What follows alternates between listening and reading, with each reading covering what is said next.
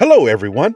Once people become fixated on an idea, they are capable of anything, like making a replica of their dream car with their own hands, sewing a hot air balloon for air travel, or building a bunker to survive the nuclear holocaust. Coincidentally, today we'll be telling you about a homemade underground bunker. Canadian Bruce Beach is over 80 years old. For most of his life, about half a century, he has been building a bunker which, as he believes, should save people from the aftermath of World War III. Previously, Bruce had been living in Chicago and working as an electrical engineer.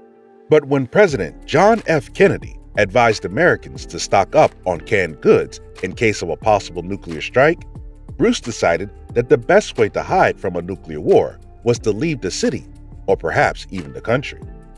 So, in 1970, he moved to a small village in Canada 2 hours from Toronto.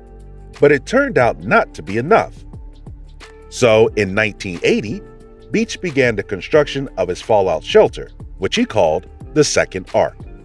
He sold all his possessions and started buying old-school buses for $300 apiece. In the end, he managed to buy 42 buses. Then Bruce began work on the pit.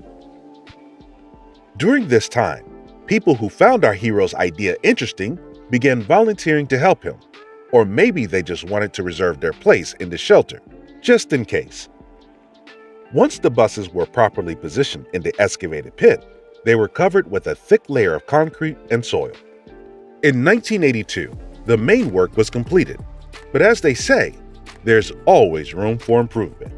So Bruce continues to update his creation to this day. In terms of comfort and interior furnishings, his bunker doesn't sport expensive items, the demand for which has increased in the United States along with a possible nuclear threat from North Korea. Another important difference between Beach's bunker and the luxurious bunkers of the rich is that the Second Ark is so large that it can accommodate not just one family, but dozens of families, with a maximum capacity of up to 350 people. An area of more than 3,000 square feet. The bunker has a kitchen, large bathrooms, and playrooms for children.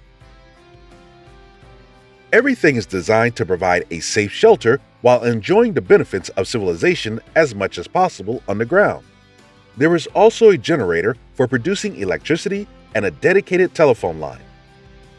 It must be acknowledged that the shelter is clearly outdated when it comes to proper functionality, but Bruce nevertheless keeps his bunker on alert at all times.